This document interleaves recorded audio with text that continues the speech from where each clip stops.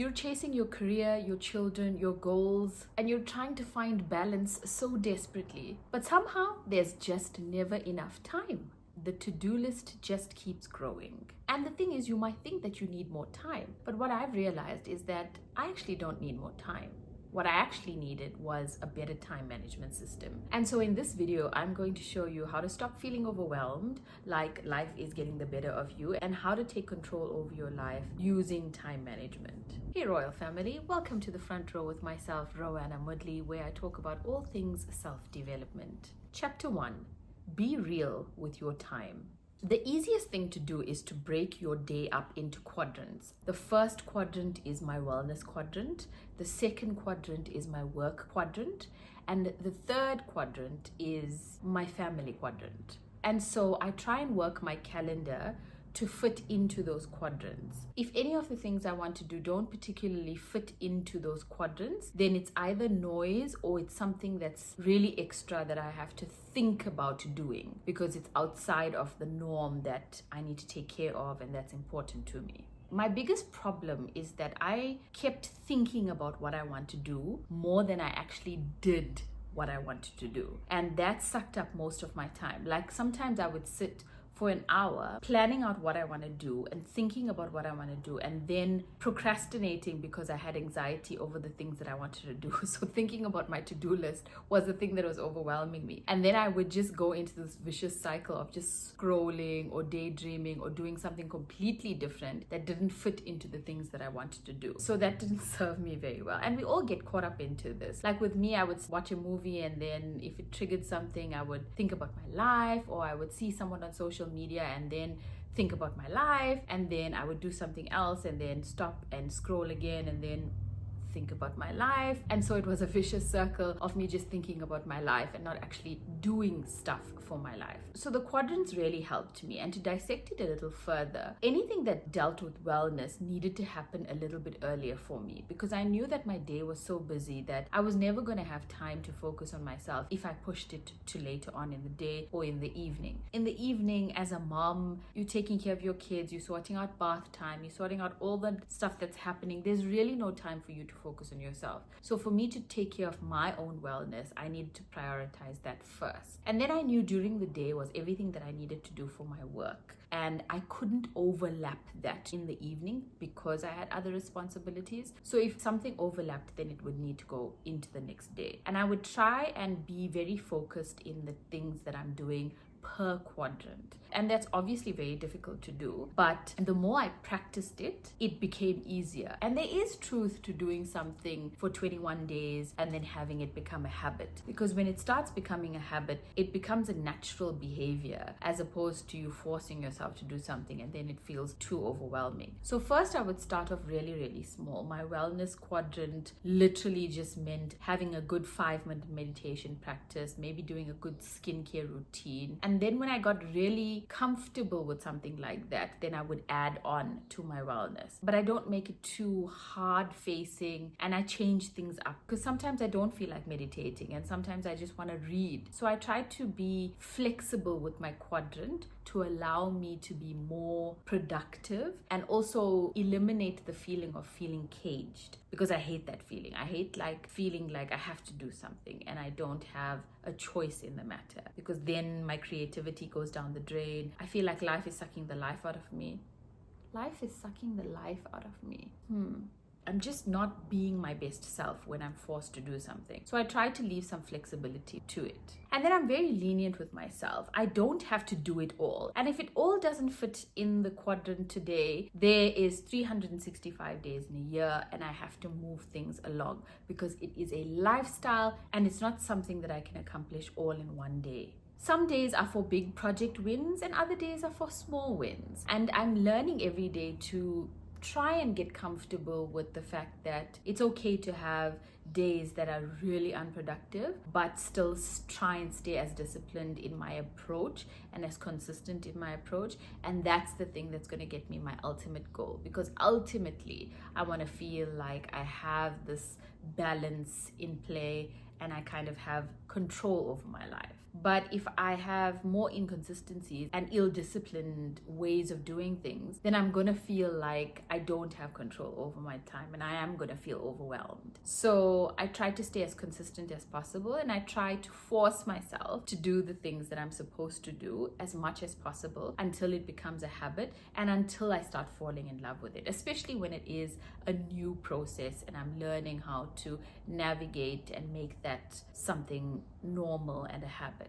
Chapter 2, the timer is your friend. The thing I hated the most was the day that I have to do major cleaning, and that was the day I would procrastinate everything. Like, I would find every excuse in the book not to do what I need to do. That's because the task was so much in my head that I just didn't want to accomplish it because there were too many to-dos and it just felt too much. So now what I try to do is I literally put a timer on and I say, I'm gonna time myself for an hour, just 1 hour, and whatever I get done in this hour is what I'm getting done. And that's that. And you would be amazed at the things you can get done in an hour. Like, before I tried this method, I would do something like wash the dishes, for example, and then as soon as I finish wash the dishes, I would scroll on my phone and then spend another 20 minutes on my phone and then try and do something else, but then I'm already drained and then I'm like, oh, it's fine, I'll just do it tomorrow. And so the cycle never ends. But when I set a timer and I know something's counting down to something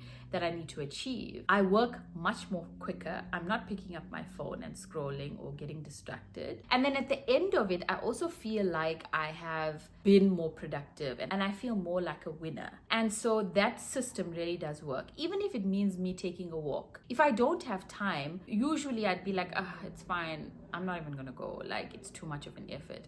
Or if I'm on my period and I'm in my feelings, then I don't even want to take a walk. But now I'm like, you know what, I've got 10 minutes, let me just do 10 minutes.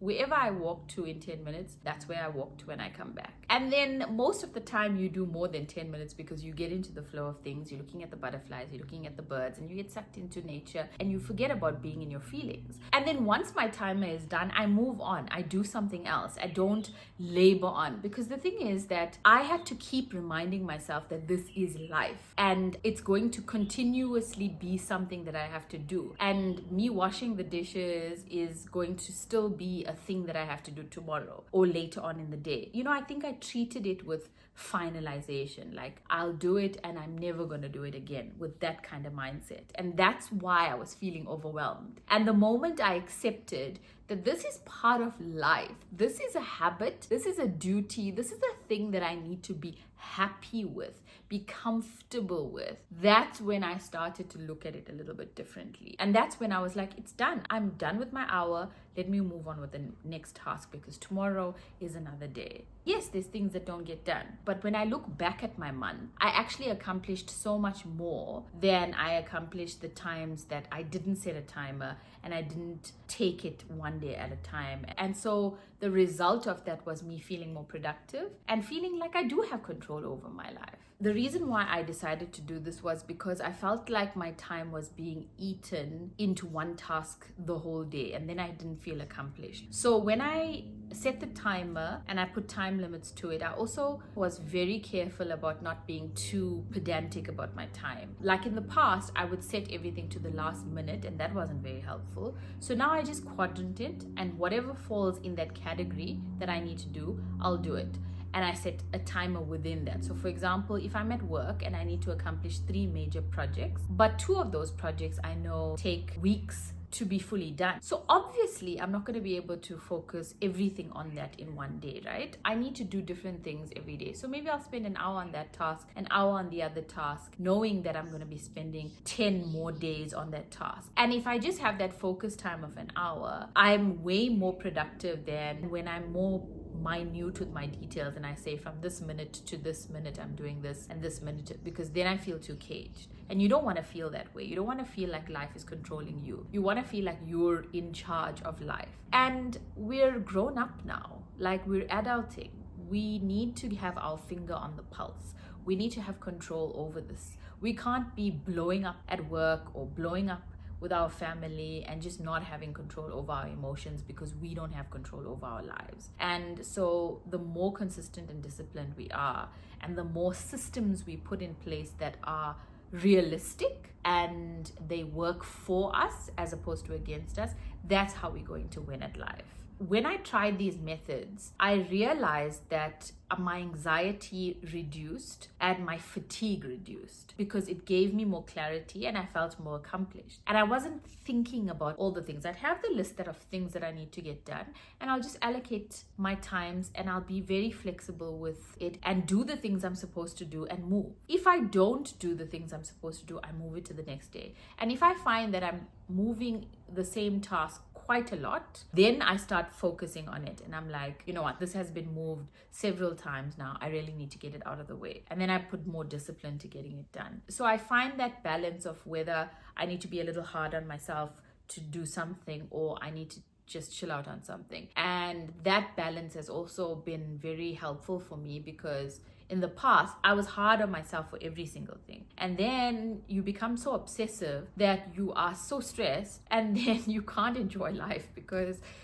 everything just feels like too much to handle. And so the idea is not for perfection, the idea is for enjoyment. Every single weekday from Monday to Friday, my quadrants are usually wellness, work, and family. On the weekends, I change that up a bit. I'm very flexible on the weekends. On the weekends, I allow myself to just be with my family and do everything with my family. I play with my kids. I do things that are far more relaxing than I would do during the week. And I try to be very deliberate with that because I don't want to do work on the weekends. I want the weekends to be dedicated to fun and laughter and silliness and de-stress, so I can also detach from everything that's going on during the week. So I try to focus my main tasks and my big tasks during the week so that my weekends are left to just chill and relax. And I think it's very important to think about your weeks and your days like that because it allows your brain to rest and you're also more present with your family. Because if you're constantly having to do things and you don't allow yourself to just be silly and free, then you miss out on important time with your family. And you know, the thing is, the most important thing you can give your loved ones is your time. And when you start feeling like you've spent quality time, you really do feel more accomplished than just gifting people things. I think the idea is really to just allow yourself more time during the weekend to be a parent, to be an adult, and to also have time for yourself. Even if it means you waking up early on a Sunday to get a soak in or a good spa morning, then do that because that's the difference that's going to make you feel like you have it under control and you're not going to feel overwhelmed. And it's really going to be helpful for your mental health as well. You know, I've always worked 2 to 3 jobs and I've always had things to do even on weekends, and it got to a point where I just felt so alone and unaccomplished and unproductive and unloved. And so I needed to change that because it's not good to not have balance and not have time to be silly and to put time in yourself and your loved ones. When I started to change the way I approached life, where I'm not only focused on the hustle and the run and the chase, and started to look around a bit and pause a little, I started to feel actually more accomplished than I did before when I was doing tons of things all at once. I remember having like photo shoots on weekends and working shifts on the weekends that didn't allow me to be fully awake and aware during the day because I was so exhausted, especially on weekends. So that's not quality of life. And no amount of meditation and journaling and positive affirmations is going to make you feel good when you don't pause. And that's the key. Like, you can be a positive person, which I was meditating, I was journaling, I was doing the things. But if you're not actually pausing and taking a moment and being like realistic with what the hell is going on with your life and just taking it easy for a bit and being real with your schedule and your needs and how you operate, you are not going to feel great. And that's the reason why I started to look at my schedule and I started to find ways to help me feel like I was productive and feel like I was doing things the right way and feel like I had control over my life. Because I was getting older, but I was feeling like I was getting drowned in this world. And that's why time management is so important to me. And I talk about it a lot because, especially as a career mom, you can get sucked into giving mode and you forget about pausing and looking at your life with a reality lens and telling yourself, is this actually working for me? Or is this just something that I'm doing because everybody else is doing it? Because even this method of me doing the quadrants, and if you try these quadrants and they don't work for you, they don't work for you. You have to manipulate it to your own needs. Because maybe for you, wellness is something you can't do in the morning, but it's something you can do in the evening when the kids go to bed. Then you've got to manipulate your quadrants to fit your lifestyle and your needs. And you've got to be flexible with it. And you should not be comparing yourself with the Jones. What Martha is bragging about at the office by cleaning, cooking, seeing to her kids, and doing all these other career stuff that she does, plus attending all the meetings at school, is suited for Martha. It's not suited for you. And so you need to have a reality check and understand that you're on your own path. And you take guidance from videos like this that I'm sharing, and you manipulate it or you tweak it to suit your needs and what is going to work for you. Chapter 3, drop the baggage. The worst thing is to have gossiping sessions and backbiting sessions and things that just don't serve your soul and your time or your energy. And I have been a victim of that. I've also been an enabler of that, where I was around people that didn't have anything good to say and it was not helping my time. And so I just didn't want to be around that anymore. And it didn't serve me. Every time I was around a circle of people that gossiped and scandaled, it didn't make me feel better. It just made me feel more irritated. It wasn't productive. I wasted so much time. And also I entertained people when I could have been doing something else. So the moment I just cut that nonsense out of my life, the better my mind was operating and the better I was performing at life. I also realized that you can do the same thing when you're on social media, even if you're not doing it with people. Like, you can get sucked into gossip stories on social media and conspiracy theories and just nonsense that you lose time. And then you feel like you have not done anything constructive for the day because you've wasted so much time scrolling. And I think for us parents in the modern age, it's also necessary for us to keep our mind as clear as possible. It's very difficult because we are inundated with things online. We have to be on our phone, so we get distracted. But we have to develop our will and be strong to say, listen, I'm only going to scroll for 15 minutes or half an hour, and set that timer, and once that time is done, you stop scrolling. That has helped me a lot. Sometimes in the evenings, I am ill-disciplined and I can scroll a little longer than I'm supposed to. So that's something I'm working on, and I'm trying to change my habits, because I know that I scroll longer in the evenings. Then I've made my scroll time a little bit earlier so I can stop scrolling and not scroll at night. I've only done it a few days, and that's been very, very helpful. And on the days that I go back to my usual old habits of scrolling at night, then I see that I'm going back to my old ways of going longer than I'm supposed to. And then I do feel that noise come into my brain again, and then I start feeling terrible and more tired than I'm supposed to. So I would much rather try and force myself to read before bed than scroll on my phone, which just is not helpful at all to my mental health and to my productivity and my sleep patterns. I kept asking myself, why can't I get it right? Like, what is it that I need to do to get my time management right, to feel happier, to get control over this thing? And then I thought, what if I looked at it like a CEO? What would a CEO do if I was the CEO of time management? So I would have to review life as a business, right? There would need to be a positive return on investment. And that would mean my life needed to be healthier in mind, body, and soul. So in order for that to happen, I needed to eliminate the things that were time wasters, that were not giving me the ROI that I needed. So like a CEO, if something is not profitable profitable to the business, you'd cut it out, you'd eliminate it. And when I started to think about it like that, then I realized that there were so many things that I had developed that were such bad habits that was not contributing positively to my life, and I started to cut them off. I'm still on that journey of tweaking and changing and improving, because I am a forever learner, and maybe something that has been working for me 2 weeks ago doesn't really work for me right now in my current situation. So therefore I need to always be looking at myself and analyzing and looking at the data so that I can improve myself. So when I look at it like that, I am more aware of what's going on, as opposed to just going through life with the motions and not being conscious of how I'm handling it. Chapter 4, practical time management hacks.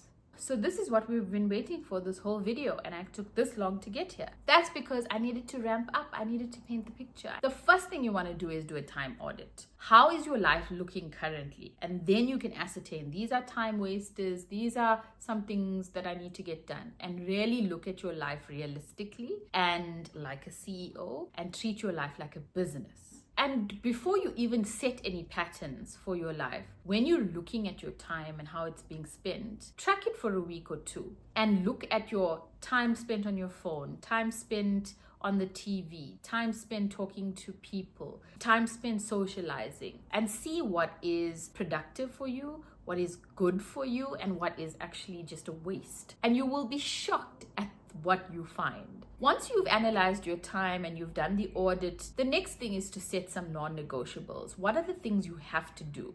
What are the things that are going to set you apart from the rest? That's going to make you successful, that's going to help you reach your goals, that's going to help you be in control of this life that you have. And that is a non-negotiable. Like, you have to get it done every single day or every single week. So instead of having like a never-ending to-do list, pick your top 3 things that is goal-orientated, that is a non-negotiable, and the other things are things that you can be flexible with. It's stuff that you still got to get done, but you can be flexible with it. And then batch tasks. If you are in your wellness quadrant, then journaling, writing, prayer, meditation can be a batch task. Also try and set your calendar for appointments and meetings around the same times in your quadrants to allow you to compartmentalize it in a way that is more manageable. Of course, life can hit you with curveballs, and there's moments where you need to have an 8 o'clock meeting that is very intense, and then you also need to have the same meeting later on in the day at 4 p.m. Sometimes that happens, and that's okay. We're doing life,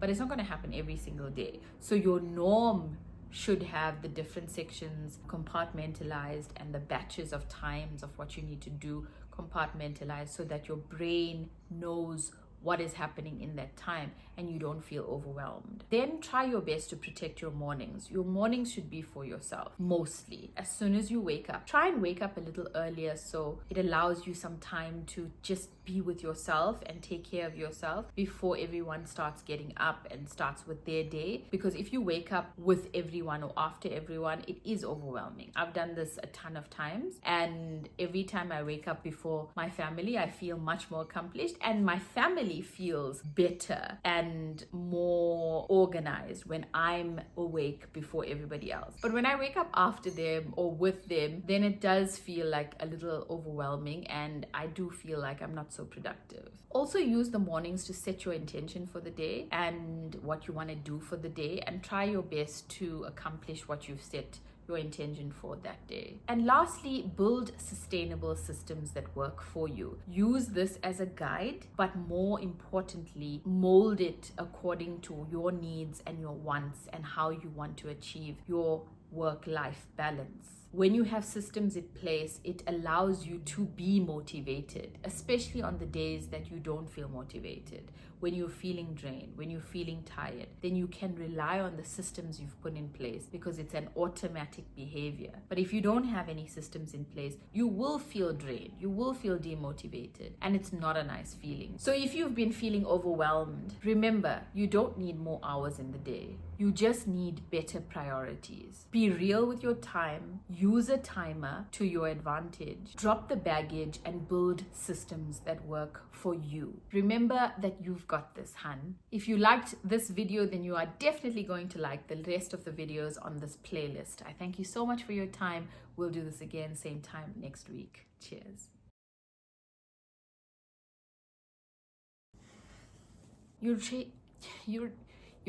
Oh my goodness. You're chasing, what am I chasing? I don't even know what I'm chasing. Oh wait, I'm chasing my career, my kids, my goals, my health.